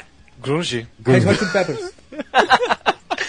Pois é, tipo, acho que com certeza a gente não pode começar falando do início da década de 90 sem falar do grunge, né? Eu acho que assim, eu vou até dar um pouco do gancho aí pro funk, que eu sei que ele é fanzaço de Red Hot, e o Red Hot ele surgiu bem no finalzinho, 89, é isso, funk? Não, na verdade, no início dos anos 80 ele surgiu. Caraca, que puta, olha só. Não era mainstream, né? É por isso que... Uhum. Não, porque, sabe por quê? Acho que 89 foi a época que saiu o Modern Milk, não foi? 89 saiu o Mother's Milk, sim. Isso, então. Então acho que é por isso que eu associei, tipo, 89 ali. Mas acho que você pode falar um pouquinho dessa virada de década aí, que a gente vai acabar eu posso falar um pouco pouquinho do início, né? Exato, pegar um Red pouquinho Hot, ainda tal. dos anos 80, né? Isso. O que acontece? Eles começavam com muita influência das bandas de funk, né? As bandas tipo Kool and the Gang, bandas assim, né? Eles queriam fazer uma mistura de funk com rock, com metal, com rap, sabe? Caraca, uma nossa, mistureba. Uma mistureba. Mas o que eles mais queriam imprimir era o funk no rock. Né? Que eu acho que conseguiram com sucesso. Com perfeição, né, cara? Perfeição. E eu acho que muito disso, eu não sei se isso foi pensado, porque enfim, você está dizendo que foi, mas, cara, eu acho que imprime muito essa pegada do baixo do Flea ali, cara. É um negócio muito marcante, que traz na verdade a cozinha, né, que é a bateria do Chad Smith com o Flea, traz muito essa questão do funk e tal, né? Demais, cara. Na verdade, eles começaram com outra formação, né? Os integrantes que permanecem até hoje da formação original são o vocalista e o baixista, né? O Anthony Kiedis e o Flea. Ah, o Chad Smith veio depois? Sim, o Chad Smith veio depois. Ele e o John Frusciante. E o Irons antes, né? Começou com o Jack Irons como baterista e o Hillel Slovak como guitarrista. Aliás, eu tenho uma lenda aqui, uma coisa em relação ao John Frusciante. Já perceberam que toda vez que ele volta, os caras, tipo, estouram de alguma forma? Verdade. Californication. Ele tava fora, ele voltou, lançou o Californication, eles estouraram. Sim, né? cara. O outro anterior Na verdade, lá, eles estouraram Sex antes Magic, até, né? Eles estouraram com o... Tá, eles estouraram também no Mother's Milk, mas o principal momento que eles estouraram, assim, antes do Californication foi o Blood Sugar Sex Magic. Sim. A gente tem clássicos, né? Não... Dá pra ver uma influência muito forte do Jimi Hendrix no Blood Sugar. Muito Exato. forte. Em música, principalmente nas músicas Under the Bridge e Surf Psycho Sexy. Uhum. Então assim, é o início ali da década de 90. A gente, na verdade, esse álbum do Red Hot, ele é um pouco até mais pra frente, eu não lembro exatamente o ano. Você lembra, Funk? 93. Qual álbum? 93. Não é. O Blood Sugar Sex Blood Magic? Sugar é 91. 91 e o Frusciante... Minute. O Frusciante abandonou a banda, acho que em 93, durante a turnê do Blood Sugar Sex Magic. Ele tava loucão da heroína. Tava começando a dar uma de Syd Barrett, foi expulso da banda, né? Na verdade ele saiu da banda por conta própria, ele começava a vender as próprias guitarras pra comprar a heroína. Caralho, que doideira. Então, só pra entender, o Red Hot, ele despontou antes do surgimento do grunge? Antes. Caraca, eu achei que tinha sido depois, de outra cara. forma, né? Claro. Estourar de verdade, assim, ó, foda mesmo, foi no Californication. Sim, que aí foi realmente, que aí, né, virou uma Nossa, coisa grandiosa, né, cara? Sem desmerecer a primeira fase do John Frusciante, que foi... Estourou muito também, né? Nossa, a Chili Peppers tocava o dia inteiro na MTV na época do Californication. Sim. Né? Os clipes passavam toda hora, cara. E antes também, né, cara? Give it away, give it away, give it away now. Mas teve também muita hype por causa da volta do Frusciante pra banda, né, cara? Exatamente. Quando ele voltou, isso teve um grande impacto também, cara. O que acontece? Em 93... durante a turnê do Blood Sugar, o John Frusciante saiu e mais tarde a banda retornou com um guitarrista chamado Dave Navarro. E ele fez parte do Jane's Addiction, que é uma excelente banda grunge, né? O que acontece? O Dave Navarro, ele é um guitarrista excelente, sabe? É um guitarrista ótimo. Tecnicamente bem melhor do que o Frusciante. Só que ele não se encaixou na banda, cara. Ele não se, apesar de eu achar que as músicas que eles fizeram são muito boas, do disco One Hot Minute, ele não combinou muito com a banda. E acabou durando pouco na banda. Então, o que eu acho que... que tem muito essa coisa, cara. Acho que a gente que já teve banda, o Funk que tem banda e o Macaco que ainda trabalha bastante com música, sabe que a questão do feeling é importante pra cacete, né? Que quando você tá tocando com outras pessoas, acho que tem que estar presente ali, porque química, né? acaba não dando... a química, né? O feeling da coisa ali, tem que dar a liga ali, que senão não sai, cara. Não sai nada, sabe? E é engraçado que o Frusciante é um cara que encaixou perfeitamente na banda. Ele, na época que ele entrou, ele era fãzaço da banda e ele sabia tocar todas as músicas. Exato. Caralho, olha que loucura, né, velho? Mas aí então, assim, eu sei que o Funk gostaria de falar um pouco mais de Red Hot. Não, e tal. eu tava até. Eu já ia falar, cara, a gente tá se atendo demais no Red Hot. Bom, então, assim, vamos pro Grunge então, né, cara? Vamos pro Grunge que cara, por mim, em anos 90 a gente falou de Red Hot, agora a gente pode falar de mulher e cachaça, já Não, cara, a gente não pode falar do Grunge, cara. A gente tem que falar do Grunge, cara. Você não gosta de Grunge, velho? Olha, cara, é que pra mim, anos 90 é Red Hot Chili Peppers, cara. Acho que o Funk pode dizer a mesma coisa, saca? Eu também concordo, viu? Caraca, velho! Vocês... Puta que pariu, eu tô sozinho nessa! Caralho, mano! Não de Grunge, não. Puta que pariu, eu tô sozinho nessa. Vou Cara, encerrar o off-topic então, pra eu véio. dar continuidade, né, pra continuar falando sobre grunge, eu teria que chamar minha namorada aqui. Ela manja um monte de grunge. Não, mas porra, não, vai, tudo bem. Eu até concordo que, né, até entendo que vocês não gostem e tal das bandas e tudo mais. Mas puta que pariu, mano. Vamos falar um pouco do grunge pelo menos, né, Não, tem que velho? falar, tem que citar. Eu não desgosto, eu apenas não conheço muito, cara. Eu também não desgosto, apenas tenho muita vontade de dar tapas na cara do Kurt Cobain, caso ele ainda fosse vivo. Mas, fora isso, tá tudo certo, cara. Odiadores irão odiar, cara. Eu sei disso. Só escrevo Não, cara, isso. eu não tenho nada contra Nirvana. É que é uma banda que, apesar de ter tido todo o impacto que teve, né? E da explosão do grunge mesmo, nunca me chamou muita atenção, cara. Pra ser honesto, falando no grunge, Pearl Jam me chamou muito mais atenção. Nossa. Alice in Chains me chamou muito mais atenção do que o próprio Nirvana, sabe? Sim. Não, o que assim, óbvio, tipo, e o Nirvana, ele desperta muito isso, cara, que você tá falando. Existem pessoas que, tipo, amam o Nirvana, tipo, Kurt Cobain é tipo Deus, sabe? Sim, sim. E existem pessoas que, cara, não suportam. Não É 880, né, cara? Ou você ama ou você Exato. odeia. Não, assim- eu não tô em nenhum dos dois casos, cara.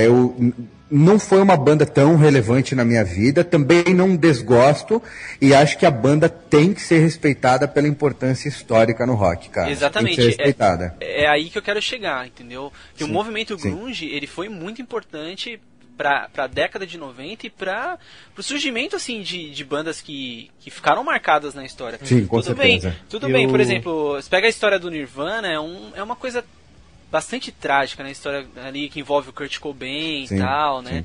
Mas, cara, o movimento grunge deu início a um monte de outras coisas aí legais pra Eu caralho. queria Sim. só me corrigir que antes eu falei que James Addiction era grunge. Eu quis dizer rock alternativo, não grunge.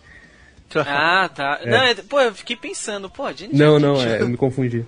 Não, mas enfim, assim, o Macaco também citou outras bandas aí, Alice in Chains, e acho que Soundgarden também, cara, que é uma banda pouco conhecida, que acho que ficou até um pouco mais conhecida depois, quando apareceu mais o Chris Cornell e tal.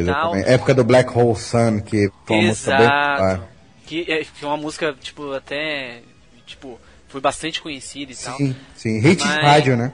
Exato, exatamente. Mas o grunge em si, ele teve bastante relevância na época, assim, foi importante pra história musical. E, cara, citando as bandas aí, Pearl Jam, que você falou, é uma das bandas que eu mais gosto, cara. Pearl Jam, Eu também gosto bastante, cara. De grunge eu também gosto mais de Pearl Jam, assim, não sou muito chegado no gênero. É que nem vocês falaram, eu também não conheço. Caraca, velho. Sou muito conhecedor. Então vamos fazer o seguinte, a década de 90 então, é isso então? Sim, vamos lá. Acho que a gente tem que falar um pouco também dos irmãos Gallagher, cara, que o funk gosta bastante, né, o funk. Eu gosto bastante de Oasis, cara. Pô, e o Oasis é que finalzinho Oasis- de 90, não é? Oasis já é uma coisa fora do grunge, né? Uma É, coisa- verdade. Não, mas enfim, a gente tá ali ainda dentro da década e tal, né? Oasis é tipo um... É tipo um rock que surgiu lá da Inglaterra. A gente pode chamar de pop britânico, né, cara? Não, É, Britpop. Eles chamam de Britpop, só que de pop, cara, não tem muito não, na minha opinião. Eles quiseram fazer um rock simples cru. Você acha, velho? Pelo que eu vejo é isso, cara. Pelo menos no início do Oasis é assim. Engraçado que o Oasis, se eu não me engano, foi uma das bandas que teve o melhor disco de estreia, né? O primeiro disco deles foi o segundo mais vendido da banda, sabe? Ah, é? Definitely Maybe é um disco excelente, eu acho muito bom. Ele e o segundo disco eu acho excelentes. Os caras gostavam de fazer comparações. Eu acho.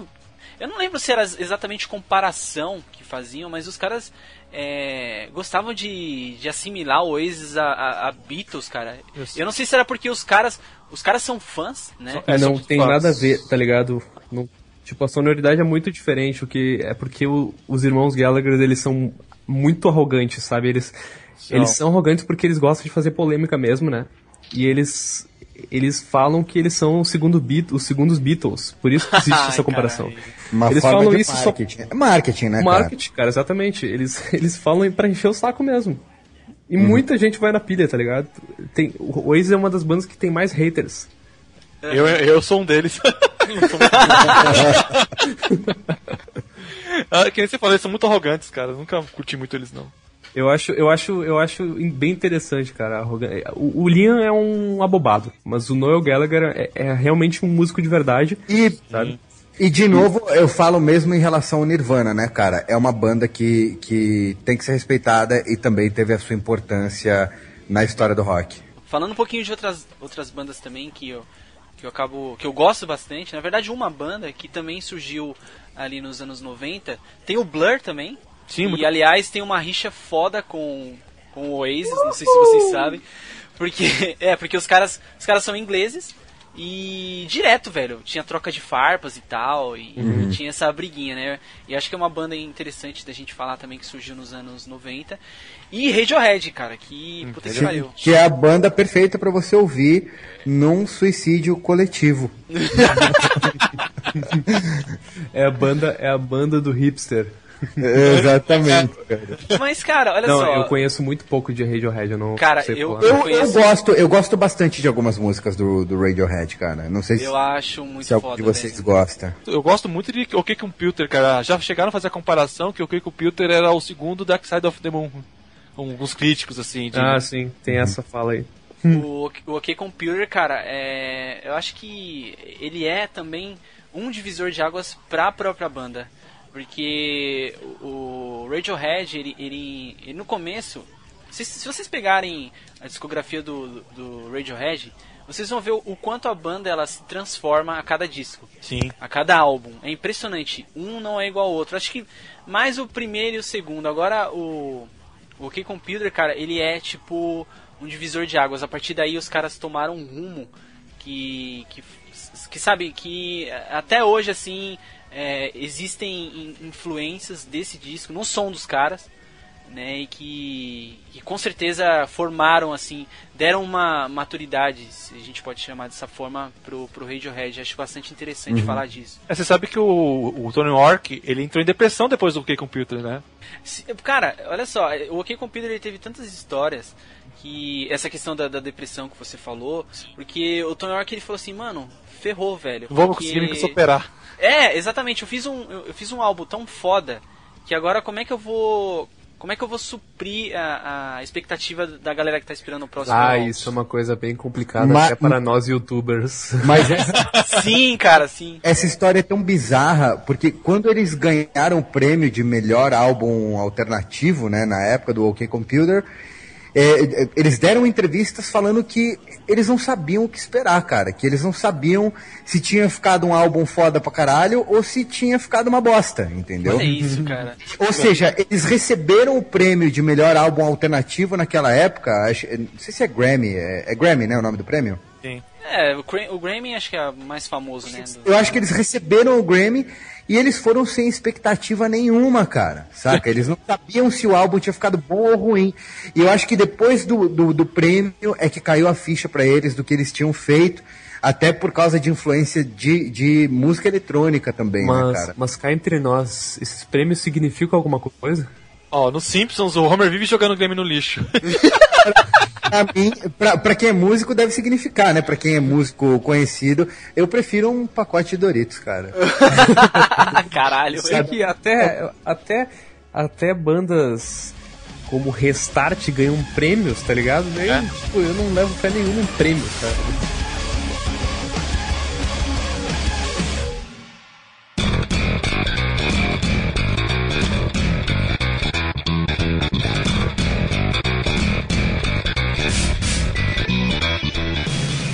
Bom, pessoal, então é isso. O Off Topic tá chegando ao seu final, né?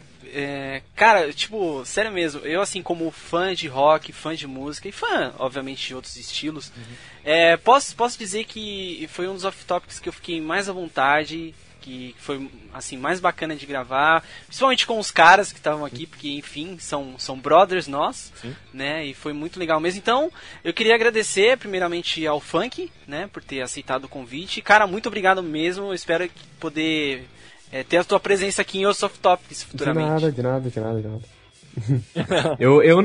Eu não sabia tanto sobre história, pra ser sincero, mas eu contribuí com o que eu pude, né, meu? Ah, sim, a história, assim, na verdade, história é só um pretexto, cara, pra gente poder falar de rock, entendeu? A gente falou mais de fatos, né, do que isso. Exato, exatamente. E, bom, também agradecendo ao Macaco, que, porra, já tem muito tempo que a gente vem falando de fazer um off-topic. Aliás, tem outros assuntos aí, né, cara, que a gente vai confabular, né? Pô, com certeza, cara. E eu que agradeço, velho. Falar de rock and roll, falar de música é sempre uma alegria pra mim, velho. Então, beleza. Muito obrigado aos dois por terem participado. Schwarzer, você quer deixar alguma mensagem? Ah, não tocaram a minha canção. Qual foi? Qual era a sua canção? Um bolero aí, mas deixa quieto. Então é isso, pessoal. Obrigado por vocês escutarem e verem o Off Topic até agora. Se você gostou do podcast, não deixe de avaliá-lo. Clique no gostei se você gostou. Adicione aos favoritos se você adorou. Esse é o meu lema. Esse é o nosso lema. Aqui na descrição vocês têm acesso às nossas redes sociais, Twitter e Facebook. Se você quiser seguir a gente no Twitter. Eu aconselho que você faça isso porque o YouTube ele anda não postando os nossos vídeos na box, como o de muita gente. O YouTube tá bem pirado, né, na verdade. O pessoal tá aqui de... O pessoal tá aqui de... o YouBook, o pessoal tá de prova aqui, então, se você quiser saber quando... Se você quiser saber quando sai vídeo novo, eu recomendo que você siga a gente no Twitter. Obviamente o canal dos caras também, porra, eu sei que muita gente conhece, mas não custa nada lembrar e frisar. O canal dos caras do Funk e do Macaco vão estar aqui na descrição para vocês acessarem e se inscreverem, porque são canais fodas, que a gente gosta muito e a gente recomenda. Tá aqui tudo aqui embaixo na descrição, então se você acessar a descrição, você vai ser um cara muito mais informado, muito mais erudito, não é isso, Charles? Sim, por que não? Então é isso, pessoal, agradeço a vocês, o Off Topic fica por aqui, um abraço e até mais. Hasta la vista, pessoas que gostam de rock santeiro. Valeu, pessoal. Ui. Caraca, velho. Igualzinho. Rock santeiro. Como é que é? Tinha aquele personagem lá, o Tiozinho Malta. Tiozinho Malta, não era? Ah, nossa, eu confundi tudo. Fade out, Nossa, fade tema, cara. Fade out, bota um fade out. É, sim.